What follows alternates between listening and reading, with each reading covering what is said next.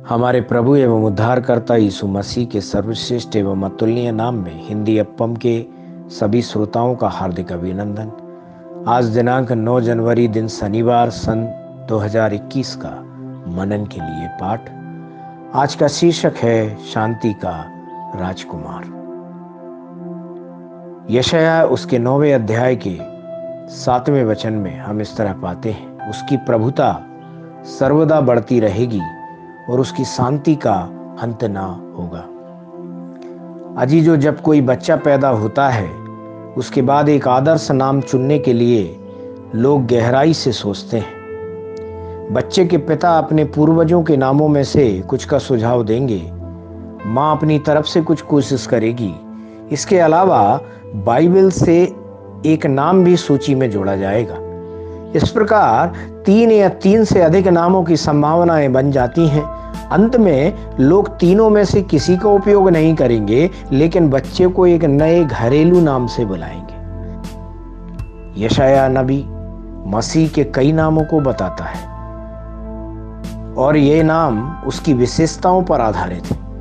हम उसकी किताब के 9वें अध्याय के वचन 6 में 6 ऐसे नाम पा सकते हैं। हम पवित्र शास्त्र में प्रभु परमेश्वर के लिए लगभग 272 नाम पाते हैं।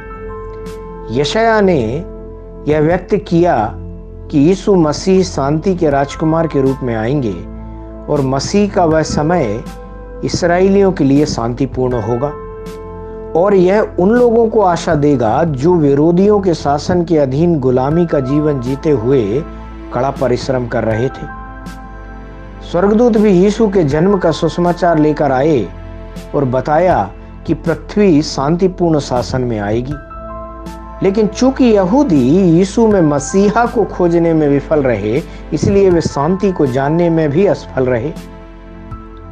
शांति का राजकुमार नाम उसके शांति के शासन को दर्शाता है। गुप्त वंश के शासन को स्वर्ण युग के रूप में जाना जाता था।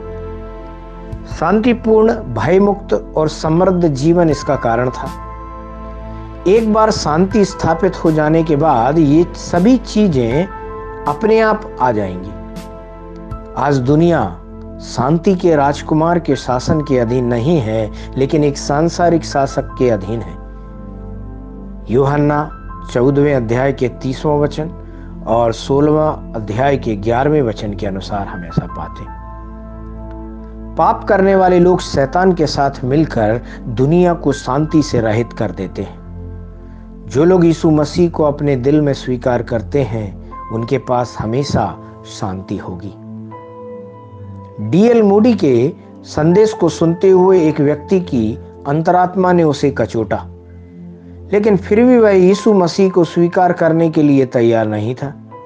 वह गुस्से में डीएल मूडी के पास आया और कहा, जब तक आप यहाँ नहीं आए थे मुझे अपने पापों की चिंता नहीं थी।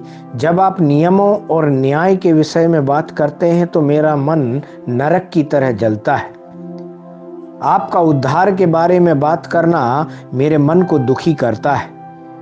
मैं आपकी सभाओं में आने से परहेज नहीं कर पा रहा हूँ। यदि आप इस स्थान से दूर चले जाते हैं तो मैं पहले की शांति को पुनः प्राप्त करूँगा। क्योंकि वह शैतान के चंगुल में था, इसलिए वह वास्तविक शांति की महानता को नहीं जान सका।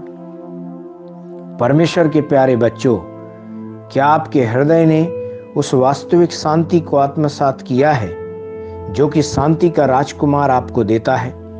या आप असंवेदनशील और कुंद हृदय होने पर भी शांति है कहने की भूल में हैं? यीशु के पास आएं, वह बड़े प्यार से आपके दिल को उस शांति से भरेगा जो आपसे कोई भी नहीं छीन सकेगा। ध्यान करने के लिए जो वचन लिया है, भजन 29 उसका 11वां वचन, जहां इस तरह लिखा है, यहोवा अपनी प्रजा को बल देगा, यहोवा अपनी प्रजा को शांति की आशीष देगा। इन वचनों के सुनने पर, पढ़ने पर, मनन करने पर और इनके अनुसार चलने पर परमेश्वर करे आपको बहुतायत से आशीष दे और परमेश्वर की जो शांति है, उस शांति के राजकुमार के द्वारा जो हमें मिलती है, वो परमेश्वर करे हमारे हृदयों में भर जाए और हमें आशीष से भरे। आमीन।